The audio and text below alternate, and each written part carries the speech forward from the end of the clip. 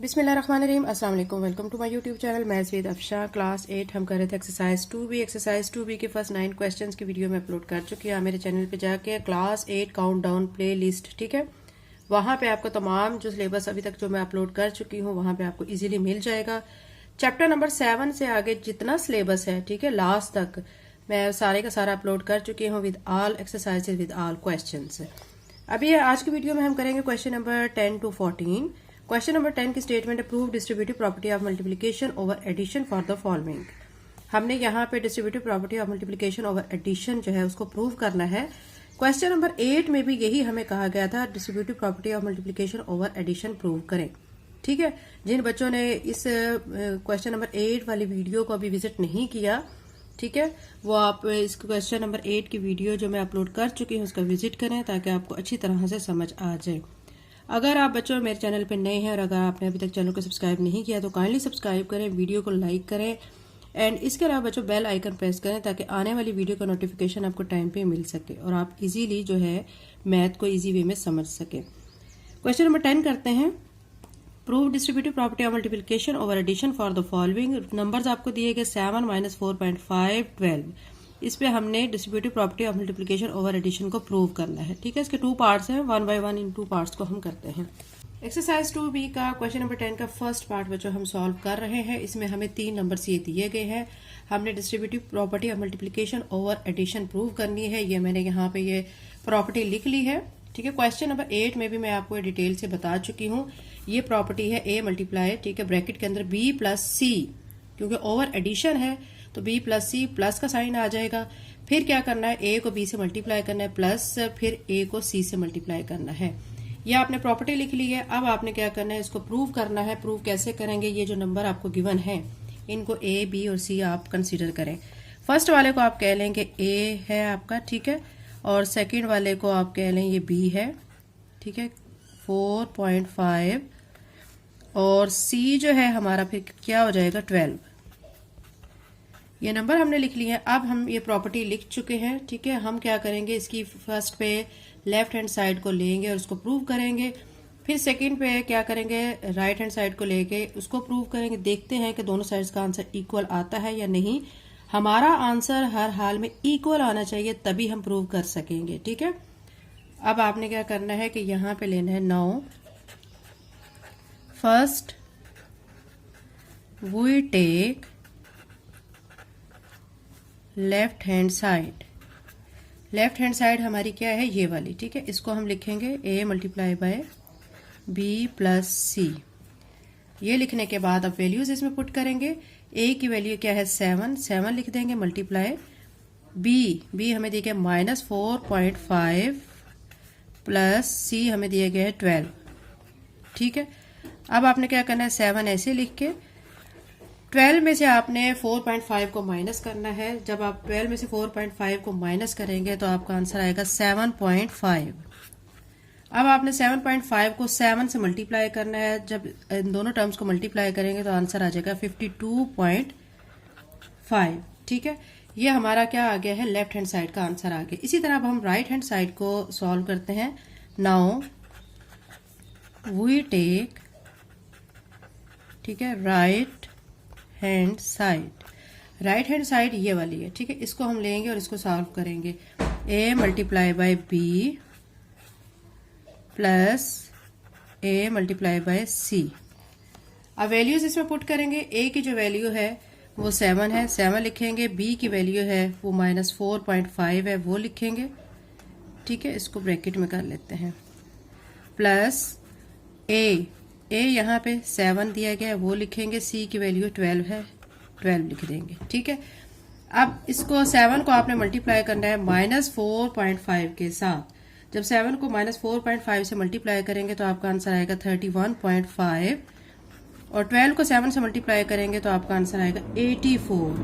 दोनों टर्म्स को ऐड करेंगे तो आंसर आएगा 52.5।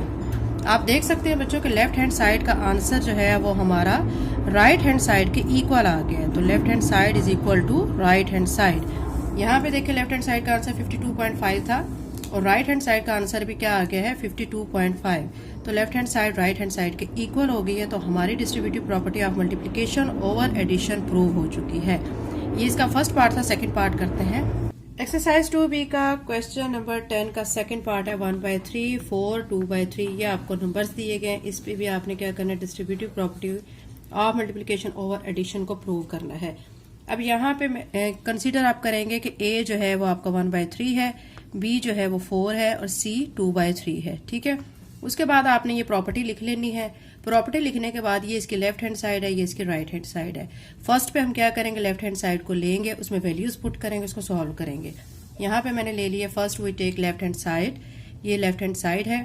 इसमें A की जगह पे 1/3 लिख दिया है जो कि हमें गिवन है। मल्टीप्लाई का sign as it is, B की जगह पे 4 प्लस C की जगह पे ये 2/3 लिख दिया है। ठीक है, फिर नेक्स्ट टाइम पे हमने क्या करना है कि 1/3 को ऐसे ही, 4 के नीचे कोई टर्म नहीं है, हम 1 लगा लेंगे। क्यों लगाएंगे, क्योंकि हमने एलसीएम लेना है। और यहाँ पे 2/3 को ऐसे लिख लेंगे। नेक्स्ट टाइम पे हमने 1/3 को ऐसे लिख देना है और यहाँ पे 3 और 1, डिनोमिनेटर में 3 और 1 दिया गया है, तो 3 और 1 का एलसीएम 3 ही आता है। तो यहाँ पे 3 एलसीएम लिख लिया है। अब यहाँ डिनोमिनेटर में 1 है, आपने क्या करना है, 3 को अंदर रखना है और 1 पे डिवाइड करना है। ये आप 3 को यहाँ पे अंदर रख सकते हैं और 1 पे डिवाइड करेंगे तो 1 3 ज़र 3। ठीक है, माइनस करेंगे 0 हो जाएगा। तो 3 आंसर आया। उस 3 आंसर को आपने क्या करना है, 4 के साथ मल्टीप्लाई कर देना है, तो 12 आ जाएगा। तो ये 12 मैंने लिख दिया है। फिर यहाँ पे डिनोमिनेटर में 3 दिया गया, एलसीएम भी 3 है, 3 1 ज़र 3, 1 आ गया। 1 को 2 से मल्टीप्लाई करेंगे तो 2 आ जाएगा। 12 में 2 को ऐड कर लें तो 14 बनेगा, नीचे 3 आ जाएगा। फिर आप देख सकते हैं कि बाहर जो है मल्टीप्लाई का साइन है, तो 14 को 1 से मल्टीप्लाई करें तो 14 आ जाएगा, नीचे 3 है। यहाँ भी डिनोमिनेटर में 3 है, दोनों को मल्टीप्लाई करें तो 3 3 ज़र 9 हो जाएगा। ये लेफ्ट हैंड साइड का आंसर आ गया 14/9। अब हम राइट हैंड साइड ले लेंगे। Now we take right hand side. ये राइट हैंड साइड मैंने यहाँ पे लिख ली है। अब इसमें वैल्यूज पुट करेंगे। A की वैल्यू 1/3, मल्टीप्लाई का साइन, B की value 4 plus as it is A की वैल्यू 1/3, मल्टीप्लाई का साइन, C की वैल्यू 2/3। अब चूंकि इनके दरमियान मल्टीप्लिकेशन हो रही है तो हम इनको मल्टीप्लाई कर देते हैं। 4 को 1 से मल्टीप्लाई करेंगे 4 आ जाएगा, नीचे 3 है। ठीक है, 3 ऐसे ही आ जाएगा। यहाँ पे 2 को 1 से करेंगे 2 आ जाएगा, नीचे 3, इधर भी 3 3 3 ज़र 9 हो जाएगा। सेंटर में इनके प्लस का साइन आ जाएगा। अब यहाँ पे 3 और यहाँ पे 9 है, डिनोमिनेटर में 3 और 9 है। अब हम 3 और 9 का एलसीएम लेंगे, 3 को और 9 को यहाँ रखेंगे, 3 के टेबल पे कर लेंगे 3 1 ज़र 3, 3 3 ज़र 9, फिर 3 पे करेंगे 3 1 ज़र 3, तो एलसीएम क्या आ जाएगा 3 3 ज़र 9, 9 एलसीएम आ गया। 9 आपने लिख लेना है और इसके बाद यहाँ पे डिनोमिनेटर में 3 दिया गया है, 9 को अंदर रखेंगे, 3 पे डिवाइड करेंगे, 3 3 ज़र 9। ठीक है, यहाँ पे आंसर आया 3। इस 3 को आपने 4 से मल्टीप्लाई करना है तो 12 आ जाएगा। यहाँ पे डिनोमिनेटर में 9 दिया गया, एलसीएम 9, 9 1 ज़र 9, 1 आ जाएगा। 1 को 2 से मल्टीप्लाई करेंगे तो 2 आ जाएगा। 12 में 2 को ऐड करेंगे 14 बनेगा, नीचे 9 एज इट इज आ जाएगा। आप देख सकते हैं कि लेफ्ट हैंड साइड का आंसर 14/9 था और राइट हैंड साइड को भी हमने सॉल्व किया तो आंसर 14/9 आया है। ठीक है, तो लास्ट में आप लिख देंगे hence proved left hand side is equal to right hand side. Question number 10 complete हो गया। क्वेश्चन नंबर 11 करते हैं। एक्सरसाइज 2B का क्वेश्चन नंबर 11 है, find the absolute value of the following. आपने ये जो गिवन नंबर्स हैं इनकी क्या करनी है, एब्सोल्यूट वैल्यू को फाइंड करना है। इसके 3 पार्ट्स हैं, 1 by 1 3 पार्ट्स को हम सॉल्व कर लेते हैं। फर्स्ट पे आपको दिया गया -2/5। ठीक है, ये हमने इसकी एब्सोल्यूट वैल्यू फाइंड करनी है। तो हम क्या करेंगे कि ये -2/5 जो गिवन है इसको ऐसे वर्टिकल बार के अंदर करेंगे। ठीक है, ये एब्सोल्यूट वैल्यू होती है। अब जब बार से हम इसको बाहर निकालेंगे, ठीक है, माइनस प्लस हो जाएगा तो यहाँ पे आ जाएगा 2/5। ये जस्ट इसका आंसर आ गया, एब्सोल्यूट वैल्यू आ चुकी है। साइन आपका एब्सोल्यूट वैल्यू में हमेशा प्लस आता है तो यहाँ पे प्लस का साइन आ जाएगा, प्लस को लिखने की जरूरत नहीं है। सेकंड पे आपको दिया गया -2 4.62। अब इसकी भी एब्सोल्यूट वैल्यू कैसे फाइंड करेंगे, -2 लिखने के बाद 4.62, ठीक है, ये लिख के बार के अंदर इन दोनों को हम वैल्यूज को कर देंगे। फिर इस बार को खत्म करेंगे वर्टिकल बार को, तो यहाँ पे आंसर माइनस जो है वो प्लस हो जाएगा। 2 लिख के 4.62 लिख देंगे। नेक्स्ट पे दिए गए हैं स्क्वायर रूट ऑफ 2। ठीक है, इसकी भी जब हम एब्सोल्यूट वैल्यू निकालेंगे तो आप ऐसे करके इसको वर्टिकल बार में लिखेंगे और बार से वैल्यू आएगी तो ये प्लस वैल्यू हो तो भी प्लस ही बाहर आती है। ठीक है, अगर माइनस हो तो वो प्लस हो जाती है। तो ये इसकी वैल्यू आ गई है, absolute value. Question number 11 complete हो गया। क्वेश्चन नंबर 12 करते हैं। एक्सरसाइज 2B का क्वेश्चन नंबर 12 है Saima had a piece of cloth measuring. Saima के पास एक कपड़े का पीस है, ठीक है, उसकी जो लेंथ है वो 593.66 सेंटीमीटर है। वो उसको कट करती है, उसमें से कितना कट करती है 28.5 सेंटीमीटर, ठीक है। What length of the cloth remain, cut करने के बाद बाकी जो कपड़ा है उसकी कितनी लेंथ है ये आपने फाइंड करना है। फिर उसके बाद दूसरी चीज आपने क्या फाइंड करनी है, approximate the number answer up to 4 significant figure, यानी आपका जो आंसर आएगा उसको आपने 4 सिग्निफिकेंट फिगर तक जो है उसको क्या करना है, राउंड ऑफ करना है या उसका आंसर को अप्रोक्सीमेट करना है। क्वेश्चन नंबर 12 का सोल्यूशन करते हैं। एक्सरसाइज 2B को क्वेश्चन नंबर 12 के सोल्यूशन में पहले आप बच्चों लिखेंगे Saima has piece of cloth, ठीक है, उसमें आप कितना दिया गया है वो 593.66 सेंटीमीटर ये लिखेंगे। उसके बाद आपने लिखना है शी कट ऑफ, उसने कट किया कितना 28.5 सेंटीमीटर। फिर आपको कहा क्या जा रहा है लेंथ ऑफ रिमेनिंग क्लॉथ, यानी जो बाकी कपड़ा बच गया है उसकी लेंथ क्या है ये आपने फाइंड करना है। फिर दूसरी चीज आपको कहा जा रहा है कि answer up to 4 significant figure, ये भी आपने क्या करना है फाइंड, यानी जो आंसर आ जाएगा उसको 4 सिग्निफिकेंट फिगर तक भी आपने उसको अप्रोक्सीमेट वैल्यू में फाइंड करना है। अब मैंने क्या किया है कि जो लेंथ ऑफ रिमेनिंग क्लॉथ, पहले ये वाला फाइंड करते हैं लेंथ ऑफ रिमेनिंग क्लॉथ। तो जो टोटल जो है क्लॉथ की जो लेंथ है, ठीक है, वो लिखने के बाद जो कट किए है, ठीक है, वो लिखेंगे, माइनस करेंगे, माइनस करने के बाद जो आ जाएगा आंसर वो आपका क्या आ जाएगा, लेंथ ऑफ रिमेनिंग क्लॉथ। ये वाली लेंथ है जो कि बाकी कपड़े की, ठीक है। उसके बाद अब ये आंसर आने के बाद हम क्या करेंगे, इसको अप्रोक्सीमेट करेंगे आंसर को अप टू 4 सिग्निफिकेंट फिगर। आप देख सकते हैं आंसर आया हुआ 565.16 सेंटीमीटर। यहाँ पे उन्होंने कहा 4 सिग्निफिकेंट फिगर, यानी 1 2 3 4, ठीक है, यहाँ तक 4 सिग्निफिकेंट फिगर बन रही हैं।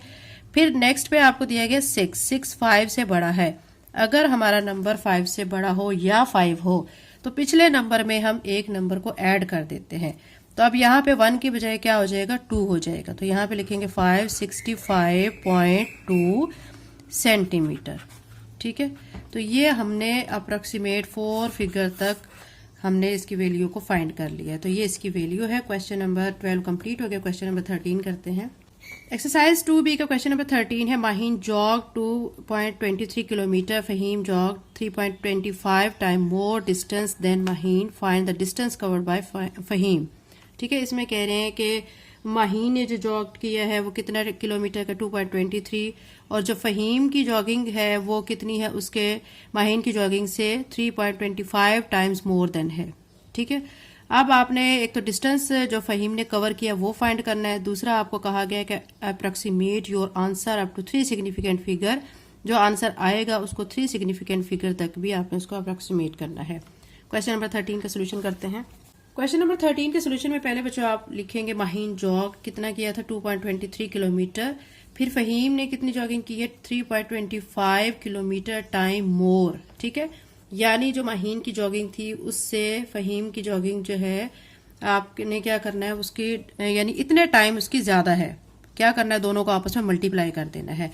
फिर आपने फाइंड क्या करना है, distance covered by Faheem, Faheem ने कितना डिस्टेंस कवर किया है ये आपने फाइंड करना है। अब फहीम ने कितनी जॉगिंग की थी उसके लिए हम इसको ये भी कह सकते हैं कि उसकी जॉगिंग फाइंड करें कि उसने कितनी जॉगिंग की थी। अब आप क्या करेंगे कि जो माहीन की जॉगिंग है, ठीक है, और जो फहीम का दिया गया है टाइम की इतना टाइम उससे ज्यादा है, दोनों टर्म्स को आप मल्टीप्लाई कर देंगे। मल्टीप्लाई करने के बाद ये आ चुका है, यानी ये वो डिस्टेंस है जो कि फहीम ने कवर किया था, ठीक है। ये आपका आंसर आएगा। इस आंसर को अब हमने क्या करना है, now we approximate up to 3 significant figure. इस आंसर को हम 3 सिग्निफिकेंट फिगर तक अप्रोक्सीमेट करेंगे। काउंट करें फिगर 1 2 3, 3 यहां तक बन रही हैं। इन 3 फिगर्स के बाद नेक्स्ट वर्ड है 7, 7 डिजिट है, 7 जो है 5 से बड़ा है। इट्स मीन कि हम क्या करेंगे कि यहाँ पे एक नंबर को ऐड कर देंगे, यानी 7.25 कर देंगे, ठीक है। तो अब आंसर आप क्या लिखेंगे 7.25, ठीक है। उसके साथ में आप लिख देंगे किलोमीटर। ये आपका आंसर आ चुका है। क्वेश्चन नंबर 13 कंप्लीट हो गया। क्वेश्चन नंबर 14 करते हैं। एक्सरसाइज 2B का क्वेश्चन नंबर 14 है, ठीक है। Maria went shopping in the utility store, Maria shopping के लिए गई है यूटिलिटी स्टोर में, ठीक है, and is trying to stay within her budget. वो अपनी कोशिश कर रही है कि जो उसके पास गिवन अमाउंट है वो उसके मुताबिक सामान खरीद सके। She estimate the cost of items by keeping the total in her head, यानी वो अंदाजा लगा रही है कि जो उसने चीजें लेनी है वो उसके बजट के अंदर से आ सकें। शी हैज RS 5000, उसके पास टोटल कितनी अमाउंट है 5000 की। If she bought jewellery for, अगर वो ज्वेलरी खरीदती है 500.50 रुपीज की, एक वेस खरीदती है 185, 2 ड्रेसेस खरीदती है 3999 रुपीज के, ठीक है। फिर वो कह रहे हैं कि does she have enough money, क्या उसके पास इतनी अमाउंट है कि वो ये सारी चीजें खरीद सके। इफ यस, अगर है, then approximately how much did she save, तो ये चीजें खरीदने के बाद फिर आप बताएं कि वो कितना फिर सेव करती है। इसका सोल्यूशन स्टार्ट करते हैं। क्वेश्चन नंबर 14 के सोल्यूशन में बच्चों पहले आपने क्या लिखना है, मारिया हैज टोटल अमाउंट, उसके पास टोटल अमाउंट कितनी है 5000, ये आप लिख लें, ठीक है। अब यहाँ पे साथ में आप ऐड कर लें, RS भी लगा लें साथ। फिर शी बॉट ज्वेलरी, उसने जो ज्वेलरी खरीदी है वो कितने की खरीदी है 500.50 की। फिर शी बॉट अ वेस, एक वेस उसने खरीदा कितने का 185, साथ में RS भी साथ साथ लगा लें, ठीक है। फिर उसने 2 ड्रेसेस खरीदे हैं कितने के 3999 के। Does she have enough money, क्या उसके पास इतनी अमाउंट है कि वो ये चीजें खरीद सके। Total amount she spend, total amount पहले तो आपने ये अंदाजा लगाना है कि जो चीजें सारी वो बता रही है उसके पास टोटल 5000 है, उसमें ये चीजें वो खरीद सकती है या नहीं, ठीक है। तो अब हमने क्या करना है कि ये जो चीजें हैं, ज्वेलरी की अमाउंट है, वेस की अमाउंट है, ड्रेसेस की अमाउंट है, इन सबको हम क्या कर लेंगे, प्लस कर लेंगे, ठीक है। फिर उसके बाद हमने बताना है कि उसके पास कितने बाकी पैसे बचते हैं। तो अब मैं क्या करूंगी कि मैंने यहाँ पे लिख लिया टोटल अमाउंट शी स्पेंड, यानी जितनी वो रकम खर्च करती है 5000 में से, ठीक है। ये दो ड्रेसेस की अमाउंट है 3999, ये 500.50 ज्वेलरी की अमाउंट है, ये 185 वेस्ट की अमाउंट है। इन सबको कर लेंगे प्लस, इन सबको प्लस करेंगे तो 4684.50 ये आ जाएगी टोटल अमाउंट जो कि उसकी खर्च हुई है, ठीक है। ये खर्च हुई हुई अमाउंट आ चुकी है। अब आप देख सकते हैं बच्चों के उसने जो उसके पास टोटल अमाउंट थी वो 5000 थी, उसमें ये सारी चीजें इजीली आ सकती हैं। तो आप यहाँ पे लिखेंगे yes she has enough money, ठीक है, उसके पास इतने पैसे हैं कि वो ये सारी चीजें खरीद सकती है। अब अगला सवाल है कि वो बचाती कितने हैं, तो वो आपने करना है। वो आप कैसे लिखेंगे, शी सेव्ड, सेव्ड में आपने टोटल अमाउंट 5000 थी वो लिख के माइनस जितना उसकी अमाउंट खर्च हुई है वो आप लिखेंगे, ठीक है, माइनस कर देंगे। 5000 में से जब ये वाली अमाउंट को हमने माइनस किया है तो आंसर आ जाएगा 315.50, ठीक है, ये आंसर आ चुका है। अब इसको हमने क्या करना है, अप्रोक्सीमेट करना है इसको आंसर को। कैसे करेंगे, आप देख सकते हैं कि यहाँ पे 315 है, ठीक है, पॉइंट के बाद क्या है 5 है। 5 जब होता है तो हम एक नंबर यहाँ पे इंक्रीज कर देते हैं, तो ये आंसर हमारा अप्रोक्सीमेटली कितना आ जाएगा 316 आ जाएगा। तो ये बच्चों हमारा इसका आंसर आ चुका है। बुक में आंसर चेंज दिया गया, ठीक है, आपने उस पर नहीं घबराना है कि ये आंसर चेंज है वो आंसर चेंज है। बुक में अक्सर क्वेश्चंस के आंसर्स रॉन्ग दिए गए हैं। एक्सरसाइज 2B का क्वेश्चन नंबर 14 कंप्लीट हो गया। अगर आप मेरे चैनल पर नए हैं तो चैनल को सब्सक्राइब करें, वीडियो को लाइक करें। Thank you and Allah Hafiz.